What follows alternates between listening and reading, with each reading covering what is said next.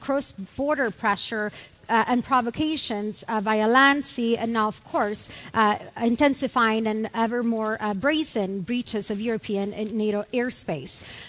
To discuss what can be done about all of this and how to counter this hybrid warfare campaign, it is my privilege to welcome to the stage our next high-level panel to discuss in further depth how we might want to think about comprehensive strategies to counter Russia's shadow campaign. In bringing you this next discussion, the Warsaw Security Forum is pleased to partner with the Center for European Policy Analysis. And to moderate our next panel discussion, it is my pleasure to welcome to the stage Marija Golubeva, Distinguished Fellow of the Democratic Resilience Program with our CPA partners and founder of the crisis simulation startup Malaise. Marija, please join me on stage.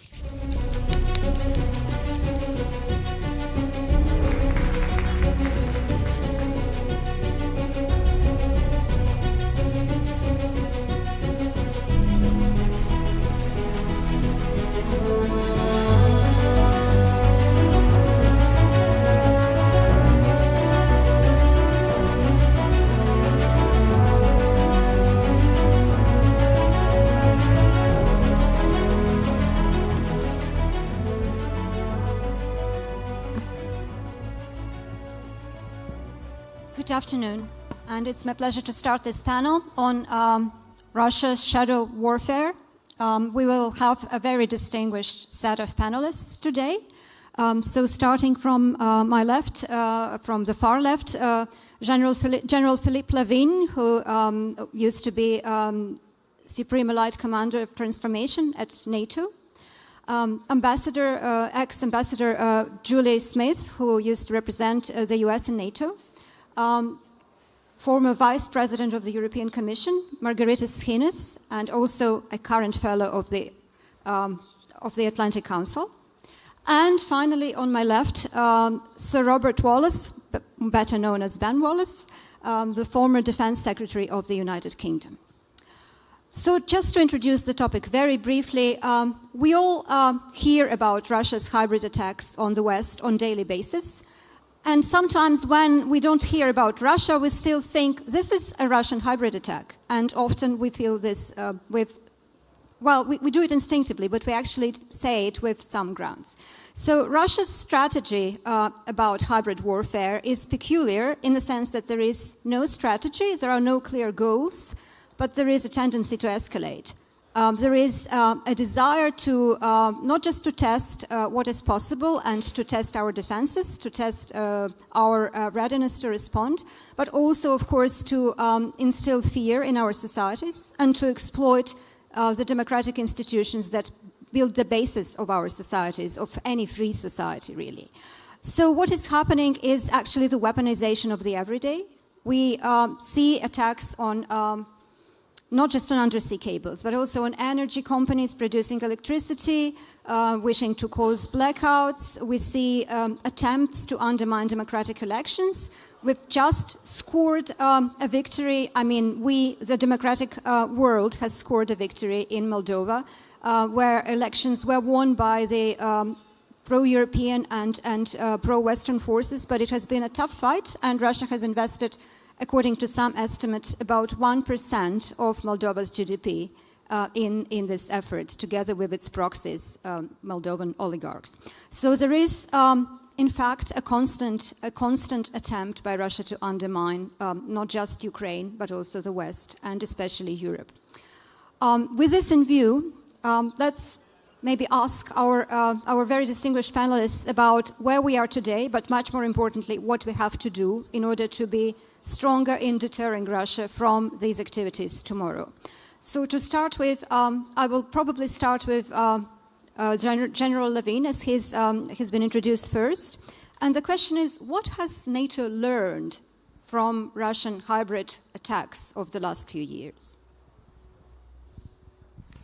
Thank you very much to start this panel. I think that, first of all, it's not what we have learned during these 3 years, but I must say that in 2021, mid-2021, the Allied Common Transformation put on the table a concept, a big concept, which is called the NATO war-fighting capstone concept, and it's about how to keep the edge in the future.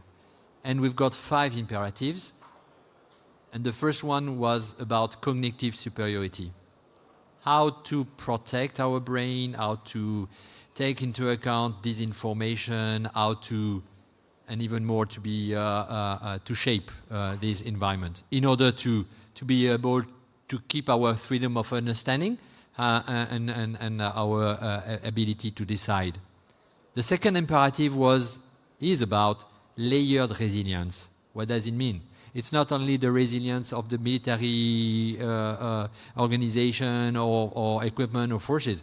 It's about the resilience of the civilian society and the link between military and the civil society.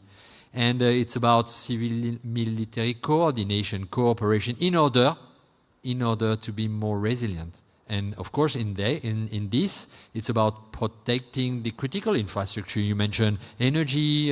We can talk about the medics and etc. The third imperative is about influence and power projection. It's not only physical; it's in the cognitive domain. Influence, how to shape and contest. Because when I'm looking at the question, how to respond. But to respond is, for me, to be defensive, to be reactive. So you can foresight the future, but today, because of this competition, you have to build your future. You have to shape and contest the reality, and it's what Russia is doing, and I must say it's what we must do. And so we didn't wait for Russia to push a lot of hybrid threat to react. We put that on the table. Nations validate all these concepts, and now we are in the phase. It has begun in 21 to deliver, to implement all these things. And I remember the last Washington summit we had. And I was around the table, and a lot of people here was around the table. And during the defense session, it was more about this hybrid threat than the hard kinetic threats. Over to you. Indeed. Many people believe that one of the possible scenarios of how Russia could escalate of Europe would be not really conventional military escalation, but specifically scaling up the hybrid attacks. So as we are here in Europe, and as the EU is also a player in protecting European societies from hybrid threats, Commissioner Schinas, can you please do an honest evaluation of what your Commission has achieved on this front and what the current Commission still has to achieve regarding protecting Europe? Well, in Europe, since the Battle of Salamis, we're fighting the same enemy.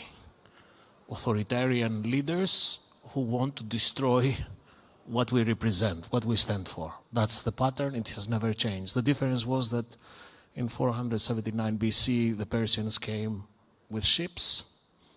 Now the Russians coming all possible ways, with all possible means. And in the Ursula I Commission, we have experienced just this.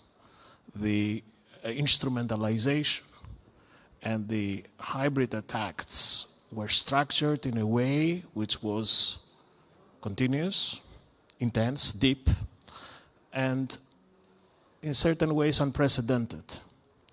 Of course, we had the classical cyber attacks, which by now we more or less know to detect and cope with. But we also had novel forms of hybrid attacks, the most surprisingly novel of which was migration. During the 1924 mandate, we saw 3 major instrumentalization, weaponization of migration. used against Europe, first in the Greek-Turkish border in 2020, then in the Belarus border with your country, Latvia, Poland, and Lithuania. And we also saw the Russian version with Finland and Norway. So we also saw energy attacks. We saw the full array of tools, which was mainly meant to undermine our capacity to react, to test our way to respond. I think they were trying to go through our cracks, and they were attacking in areas where clearly there was not enough cement, enough glue to keep our systems compact. But in a way, all this string of attacks rather provoked the opposite effect. On migration, we saw that the European Union is too big to be harassed. And we did what we had to do on the ground. In the Greek-Turkish border, for the first time I can remember, the presidents of the 3 EU institutions took a flight, a plane, and arrived on the border the day after the attack to symbolize, if you like, a no pasaran moment. In the Belarus crisis, we managed to stop in a week hundreds of flights from third countries to Minsk, from Beirut, from Tashkent, from Dubai, that were flying massively poor people into this ice-cold Belarusian forest. And in the cyber field, we have completely rewritten, as you know, the regulatory framework for NIS2, the Network Information System Protection, the critical infrastructure, the critical entities resilience. So if you ask for an honest and with all due respect, humble assessment, I think we managed. We managed. When we left on 1st of December last year, clearly the Commission at least was a better place for all this. We were more studied, more prepared, more resilient. There were regulatory and operational responses, dedicated teams, a lot of resources. And I really hope that this is the path to follow in Ursula II Commission. Well, definitely, I think there is still some work to be done for Ursula II Commission, as you call it. There is a certain tendency to work in silos. There is a cyber security silo, there is the intelligence sharing silo, there is the cognitive warfare or FIMI silo, and someone is dealing with other forms of hybrid threats. But the question is, do all those things come together in some kind of virtual switchboard where people see the picture, the big picture? I'm going to ask Ambassador Smith about that. In your experience with NATO, you surely have observed the interaction between NATO and the EU on this front, and please share your opinion. Well, thank you very much. So when it comes to the European Union and NATO, I guess there's good news and bad news. So the good news is that both institutions, as you just noted, they have more initiatives, more policies, more tools, more menus of options, more resources dedicated to hybrid threats. We would exercise regularly. We had tabletop exercises across the alliance so that we could test where the threshold for Article 5 might fall in a variety of different scenarios, whether it's a maritime disruption or whether you're under a cyber attack or it's malign influence. So all of that is wonderful to see both institutions really growing the set of tools that they have at their disposal to cope with the hybrid threat. The bad news is that there is far too little connective tissue between these two organizations to better align our policies, but also to occasionally establish kind of who has the lead in what areas. We would encounter in NATO, oftentimes when we were proposing a new toolkit, a couple of hands would go up around the NATO table and folks from Europe, members of the EU, would say, well, NATO doesn't have to move forward in this space because the folks downtown at the European Union have that covered. And we would often say, well, tell us more about that. What are you talking about? What is the EU developing? Because during my 3 years at NATO, we actually were only able to hold one NAC PSC meeting, so the ambassadors from both institutions could get together. And the subject of that meeting was obviously Ukraine, given the urgency, and we never met again. And we wanted to meet on the Western Balkans. We wanted to have another meeting on Ukraine. We wanted to meet on cybersecurity, on disinformation, on these maritime disruptions. And you know the story. I don't have to elaborate it for this audience, but there are certain individual countries that have objections to both the construct of those meetings, the speed with which they're held, who participates. I mean, I could go on and on. But for one reason or another, we were incapable of having those types of discussions. So what happens is, in essence, both institutions keep moving forward, but my fear is we're probably creating some unnecessary duplication, and we could be drawing from each other's strengths and are missing those types of opportunities to cope with this ever-evolving threat. Thank you. It seems that there is a lot of work to be done on that front as well, but I think we should also maybe at this point turn our attention to individual member states. What is their position on this, and what is their readiness to be much more proactive in measures countering hybrid threats? And I think, Minister Wallace, this is your call. Thank you. I mean, I think the first thing is we have to recognise that each country, and I remember before I was Defence Secretary, I was a Security Minister in the UK, have different policies about how they respond to cyber and what they're comfortable with in the public domain and the private domain. And it's very hard to change that. You know, I remember France and Germany had a very different view on attribution of cyber attacks compared to the United Kingdom and the United States. We often attribute. France doesn't normally do that, and Germany would sort of take on a case by case. So there's a lot of very different policies, which is probably particularly hard to herd together. But I do think one of the challenges for us all is we shouldn't just wait to take it from Russia, right? You know, one of the things we've learned in your earlier question was that Russia thought it could do all these things with impunity. It could pick and choose when to pick on us or do something. He never felt, Putin, nor his operators or his proxies or his cyber crowd, that he could get something back in return that he didn't want, or he never felt a strategic dilemma. He never felt that if I make a choice to attack France's airport tomorrow, I'm doing that at the expense of making myself vulnerable somewhere else. And we need to be on the front foot. You know, two can play at the hybrid game. Thank you very much. It's not a one-country monopoly. We need to invest in our offensive cyber capabilities. We need to talk to our own populations about it.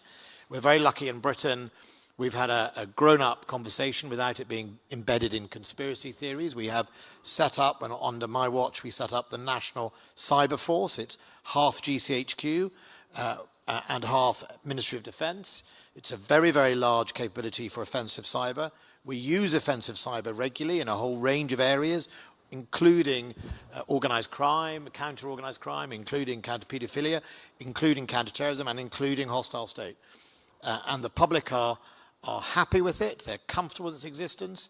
And I think that's the main thing, is to say to people like Russia, there will be and can be a response that will hurt you, maybe in a different way, but it will hurt you if you want to hurt us. And I think we need to be a little more on the front foot instead of constantly reactionary to it, and make our adversaries realize there is a cost to them.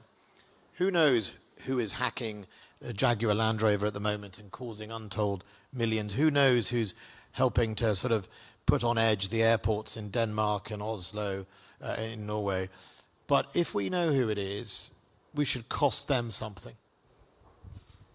Indeed, and as you've spoken about Russia's point of view on this, I will use this as a half-a-minute advertising post to say that Center for European Policy Analysis is now preparing a study on Russia's shadow warfare.